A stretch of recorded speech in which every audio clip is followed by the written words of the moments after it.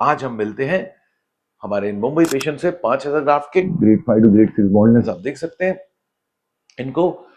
ये जो रिजल्ट्स आप देख रहे हैं ये 7 मंथ रिजल्ट्स हैं।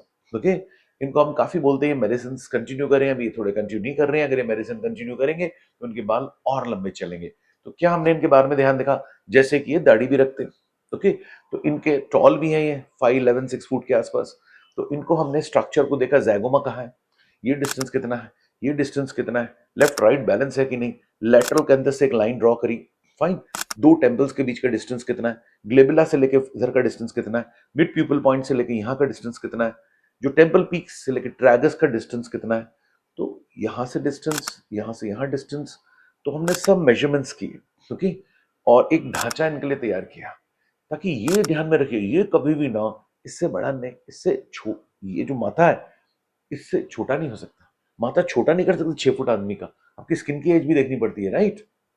सो जिस तरह से आपने देखा हमने इनको एक स्ट्रक्चरिंग डिजाइन की, तो ये काफी अच्छे लग रहे हैं, आपके सामने है। और डेंसिटी देखिए, नेचुरलनेस देखिए, और ये थोड़ा लेफ्ट टू राइट कोम्बिंग करना चाहते थे, तो हमने इनके इस डायरेक्शन से बाल लगाए हैं। क्यों, जैसे इवन शशि थरूर के इस तरह से, तो ये भी थोड़ा सा लेफ्ट टू राइट कोम करना चाहते थे। फिर 20 डिग्री ऐसा नहीं, 20 डिग्री, फिर यहाँ 10 से 15 डिग्री ऐसा नहीं, साइड्स में 5 डिग्री खड़े खड़े बाल लगा दिए, चूहे वाले बाल आ जाएंगे, राइट।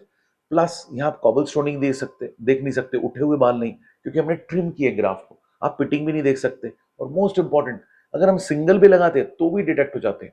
सबसे इंपॉर्टेंट है सॉफ्ट सिंगल हेयर। बहुत कम लोग जानते हैं, गर्दन के पास से निकालना है, आप छू के देखिए यहाँ पे, वो सॉफ्ट हेयर ना पंख के फेदर जैसे होते हैं, वो जब हम 2 रोज लगाते हैं ना, आप देखना किसी के भी बाल उठा के जो नेचुरल है, कुछ सॉफ्ट सॉफ्ट बाल दिखेंगे। वो बहुत जरूरी है नेचुरल लुक देने के लिए, थोड़ी मेहनत लगती है, उसको लंबे भी निकालने पड़ते हैं, क्योंकि अगर हम छोटा निकालेंगे हमें पता नहीं किस डायरेक्शन में जा रहा है, किधर कर्ल जा रहा है। थोड़ा लंबा निकालते हैं तो हमको कर्ल दिखता है, उसका डायरेक्शन सही दिखता है, राइट। और हम लोग चेक भी करते हैं हर डायरेक्शन हमारा बराबर आ रहा है कि नहीं। हम लोग कुछ इम्प्लांटर्स डालते हैं, और जो भी हमने स्लिट्स बनाए ना उसकी हम लोग चेकिंग करते हैं कि हम ऐसे बना रहे हैं, ऐसे बना रहे हैं कि नहीं, बीच में 30 डिग्री। ओके, बाल का डायरेक्शंस भी देखना है, क्योंकि आपने देखा होगा थोड़े थोड़े बाल हैं तो हम उसको डैमेज नहीं करना चाहते। अगर ये है तो हम उसके पैरेलल जाना चाहते हैं, उसको क्रॉस नहीं जाना चाहते।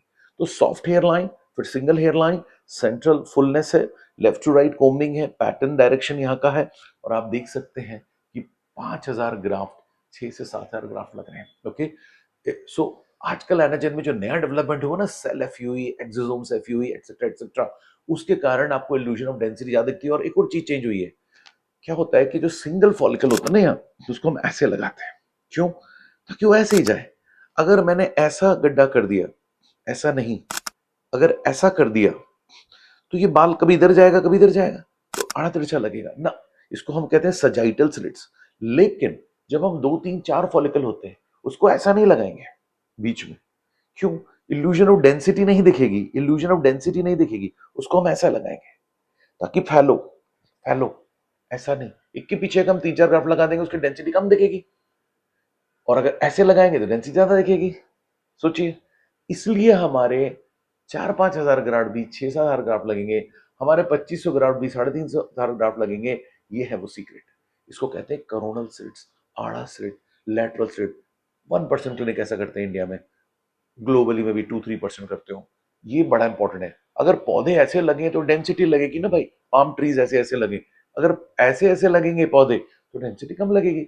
ये वो सीक्रेट है लैटरल थ्रेड, जिससे हमारे 4000 भी 6000 लग सकते हैं। तो और भी चीजें जैसे मैंने बताया, nutrition, DMEM, ATP, hair nutrition, surgery से पहले तैयार करना एंजियोजेनेसिस के लिए, खून की सप्लाई के लिए। जो यहाँ आग लगी थी इनको फादर ग्रैंडफादर से, जिसके कारण ये जेनेटिकली पूरा बॉल्ड हो गए थे, उसको काउंटर तो करना पड़ेगा।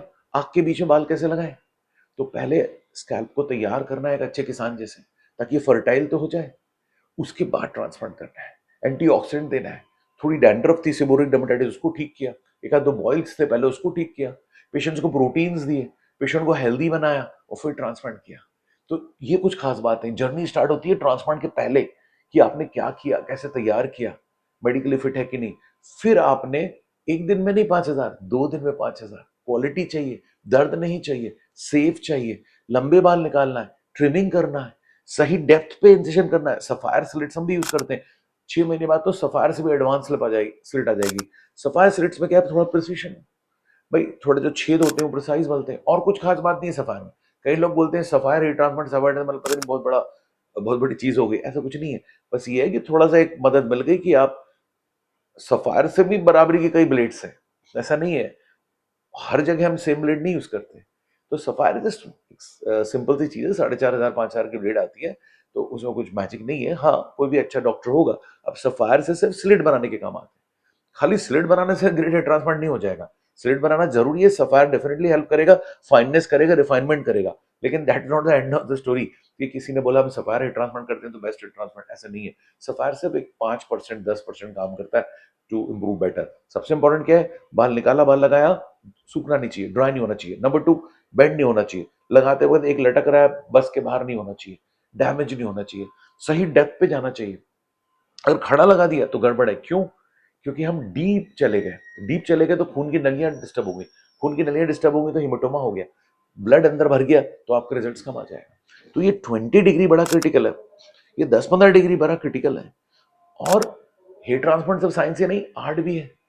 एक हेट ट्रांसप्लांट सर्जन इल्यूशनिस्ट भी है, आर्टिस्ट भी है, उसको पता होना चाहिए कि मैं किस तरह का स्ट्रक्चर दूं, नेचुरलनेस कैसे लाऊं, और डेंसिटी का इल्यूजन कैसे अच्छी तरह दूं, ज्यादा से ग्राफ। तो भाई हेयर ट्रांसप्लांट बड़ा डिटेल प्रोसीजर, अगर आप पैशन के साथ और आप शौक के साथ अगर करते हो तो। हम तो इस एज में पहुंच चुके हैं 56 कि अब शौक ही कर रहे हैं, कि अब we are not just after money any more, we have done good practice into huge practice. हम 35 पे रिटायर हो चुके थे, ओके।